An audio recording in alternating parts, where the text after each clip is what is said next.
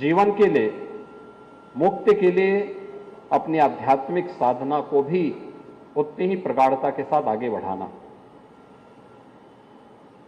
देश और समाज की आवश्यकता क्या है? जो समाज की आवश्यकता है वह हमारी प्राथमिकता है। समाज की आवश्यकता क्या है? उस कालखंड में धर्म के सामने जो चुनौतियां थीं, उन चुनौतियों के सामने मजबूती के साथ डट करके खड़ा होना। महंत दिग्विजय नाथ जी महाराज ने, उनका जन्म राजस्थान के मेवाड़ के उस राणा परिवार से संबंधित है जिसने देश और धर्म के लिए अपने आप को बलिदान किया। जब भी देश और धर्म की बात आती है तो महाराणा प्रताप के त्याग और बलिदान के लिए, स्वदेश और स्वाभिमान के लिए हर भारतवासी उन्हें एक प्रेरणा के रूप में मानता है, राष्ट्र प्रेम के लिए मानता है, राष्ट्र की भक्ति के प्रति सर्वोच्च बलिदान के रूप में महाराणा प्रताप के प्रति श्रद्धा और सम्मान का भाव रखता है।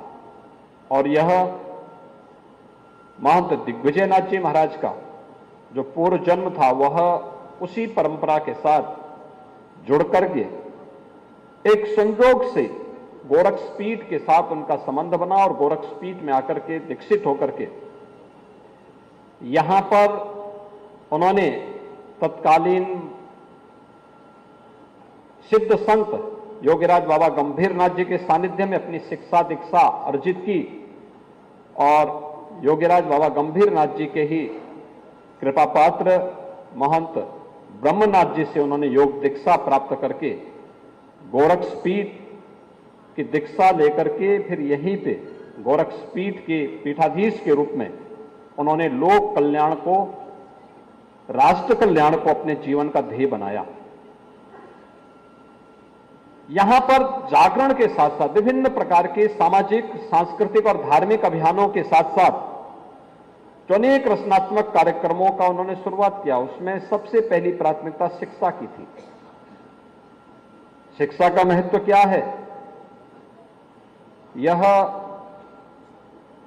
एक भारतीय से ज्यादा कोई दूसरा नहीं समझ सकता। जिसके ऋषि मुनियों की पूरी तप और साधना ज्ञान के लिए समर्पित है, कुछ नए के लिए, नए शोध के लिए समर्पित है, नया कुछ करना है। आखिर क्यों रावण ऋषि मुनियों के आश्रमों को जलाता था, तोड़ता था?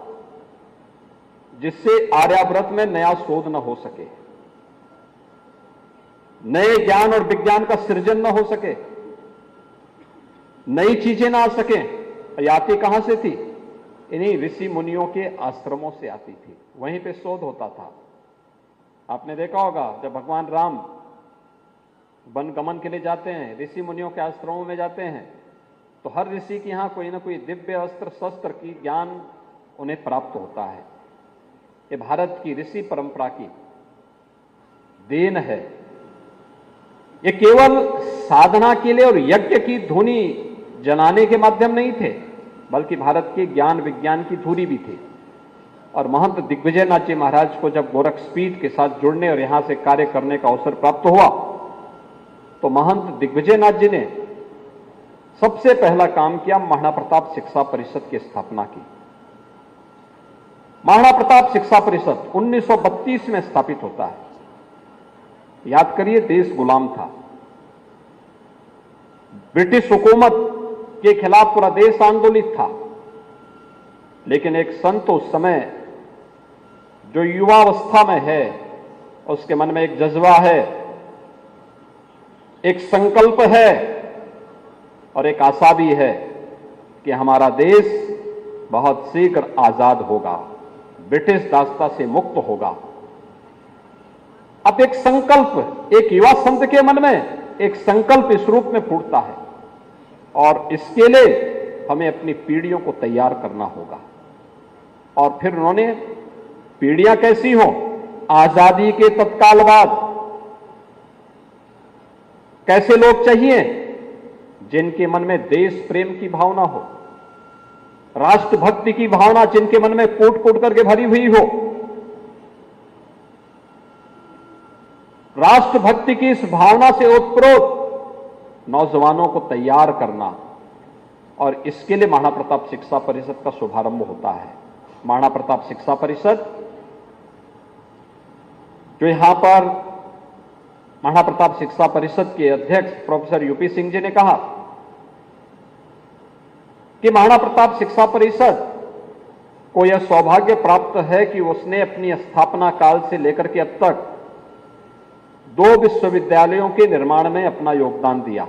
एक दीनदयाल उपाध्याय गोरखपुर विश्वविद्यालय गोरखपुर के, और दूसरा वर्तमान में महाराणा प्रताप शिक्षा परिषद के सानिध्य में संचालित महायोगी गोरखनाथ विश्वविद्यालय गोरखपुर। यानी दोनों संस्थानों के साथ साथ लगभग 4.5 दर्जन से अधिक शिक्षण प्रशिक्षण संस्थाएं अलग अलग जनपदों में शिक्षा परिषद के माध्यम से संचालित हैं, जो शिक्षा के साथ, आधुनिक शिक्षा के साथ साथ अपनी परंपरा, अपनी संस्कृति और अपनी विरासत को जोड़ करके निरंतर आगे बढ़ रही है। याद रखना, ये कार्यक्रम हम सबको देश के सामने कौन सी चुनौतियां हैं, समसामयिक मुद्दों के साथ जोड़ती है। इन महापुरुषों के उस विराट व्यक्तित्व से प्रेरणा प्राप्त करने के लिए एक नया संदेश देती है।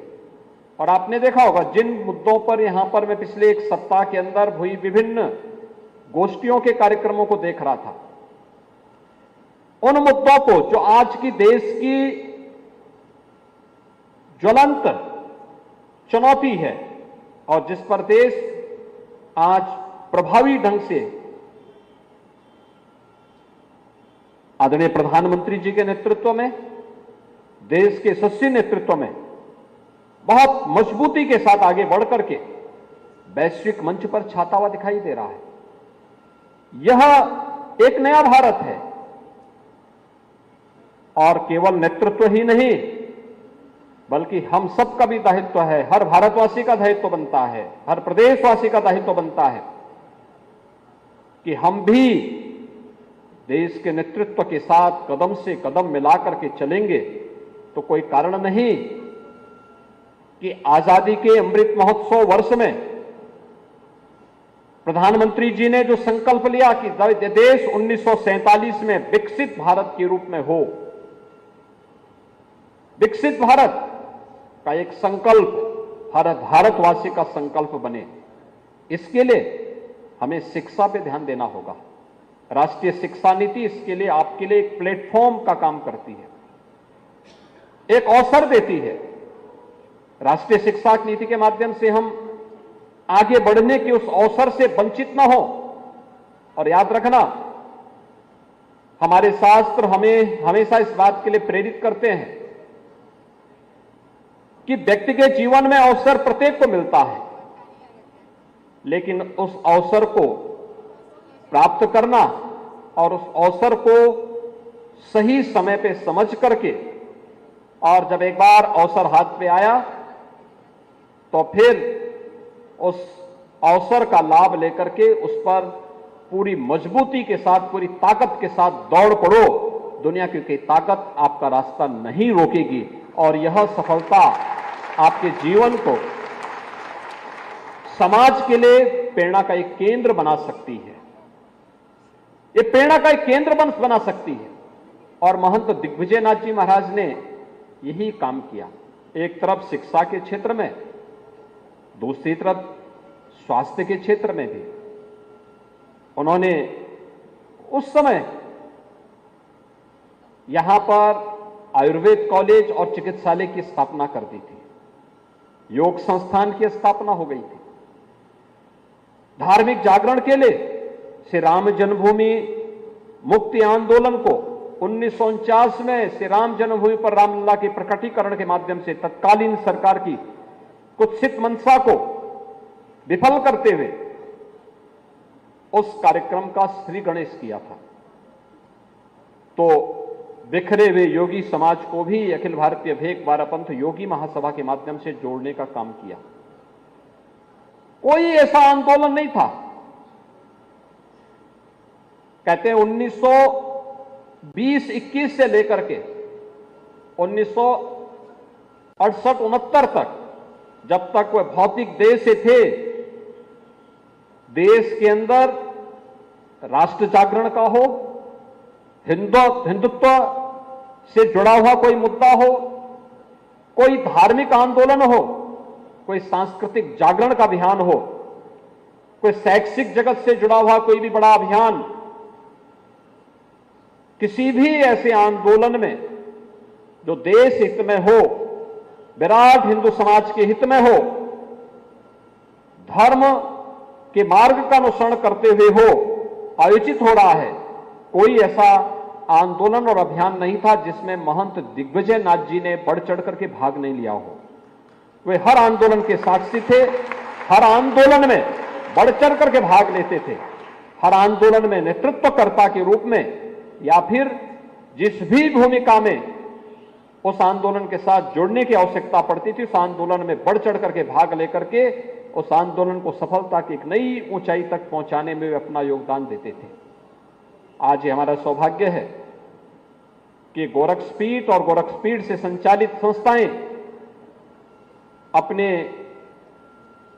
पूर्वाचार्य ब्रह्मलीन महंत दिग्विजय नाथ जी महाराज की प्रेरणा से, उनके आशीर्वाद से, उनके ही मार्गदर्शन पर चलते हुए नित्य निरंतर न केवल भौतिक प्रगति की दिशा में अग्रसर हो रही हैं, बल्कि जो उनके मुद्दे थे, जिन मूल्यों के लिए, जिन सिद्धांतों के लिए उन्होंने अपना भौतिक देह समर्पित किया था, उन्हीं मुद्दों और मूल्यों के लिए निरंतर यह कार्य कर रहे हैं, निरंतर आगे बढ़ रहे हैं। साप्ताहिक कार्यक्रम, इसमें आयोजित होने वाले विभिन्न कार्यक्रम, विभिन्न संस्थाओं में चल रहे स्मृति व्याख्यान मालाएं, विभिन्न संस्थानों में चल रहे पाठ्यक्रम, विभिन्न संस्थाओं के द्वारा संचालित विभिन्न प्रकार के रचनात्मक अभियान और गोरक्षपीठ से संचालित होने वाले विभिन्न अभियान भी उसी श्रृंखला के हिस्से हैं। महापुरुषों के प्रति यही सच्ची श्रद्धांजलि हो सकती है। और फिर इससे ज्यादा बढ़कर के हम भारतीयों से ज्यादा कौन समझ सकता है। आप सोचिए कि एक पूरा पक्ष हम अपने पितरों के प्रति समर्पण भाव के लिए समर्पित करते हैं। ये पितृपक्ष भी चल रहा है, आज तृतीया तिथि है। पूरा पक्ष दुनिया के अंदर कहीं नहीं होता होगा कि जहां पूरे 15 दिन अपने पूर्वजों के प्रति कृतज्ञता ज्ञापित करने के लिए तर्पण का कार्यक्रम हर भारतवासी करता है, हर सनातन हिंदू धर्मावलंबी करता है। और यह पक्ष इसी में पूज्य महंत दिग्विजय नाथ जी महाराज की और पूज्य महंत वैद्यनाथ जी महाराज की पावन पुण्यतिथि भी पड़ती है, इसी माह में पड़ती है। एक पूज्याचार्य की तृतीया तिथि को, एक की चतुर्थ तिथि को। ये कार्यक्रम उसी के साथ जुड़े हुए हैं और ये अभियान निरंतरता को लेकर के आगे बढ़ते हुए दिखाई देते हैं। ये चीजें दिखाती हैं उन महापुरुषों ने जो किया वह धर्म का पथ था। एक कारण है, 54 वर्ष पूर्व वह अपनी भौतिक देह से हमारे बीच में नहीं रहे, लेकिन आज भी उनकी स्मृतियां, उनके कृतित्व, उनका विराट व्यक्तित्व हम सबको एक नई प्रेरणा और प्रकाश प्रदान कर रहा है। आज के इस अवसर पर मैं सभी पूज्य संतों का हृदय से अभिनंदन करता हूं। महाराणा प्रताप शिक्षा परिषद से संबद्ध विभिन्न शिक्षण प्रशिक्षण संस्थाओं को हृदय से धन्यवाद देता हूं कि इनके द्वारा जो अभियान चलाया जा रहा है वह एक सकारात्मक दिशा में आगे बढ़ रहा है। अपने पूर्वजों, अपने संस्थापकों और अपने महापुरुषों के प्रति इससे अच्छी श्रद्धांजलि का कार्यक्रम नहीं हो सकता है कि उनके मूल्यों और आदर्शों को अंगीकार करते हुए हम आगे बढ़ सकेंगे। इस विश्वास के साथ मैं युग पुरुष ब्रह्मलीन महंत दिग्विजय नाथ जी महाराज की 54वीं पुण्यतिथि के अवसर पर उनके श्री चरणों में नमन करते हुए गोरक्षपीठ की ओर से महाराणा प्रताप शिक्षा परिषद से संबद्ध विभिन्न शिक्षण प्रशिक्षण संस्थाओं की ओर से, विभिन्न अपने पूज्य संतों की ओर से विनम्र श्रद्धांजलि अर्पित करते हुए उन्हें नमन करता हूं। आप सबके प्रति अपनी शुभकामनाएं व्यक्त करता हूं। धन्यवाद। जय हिंद।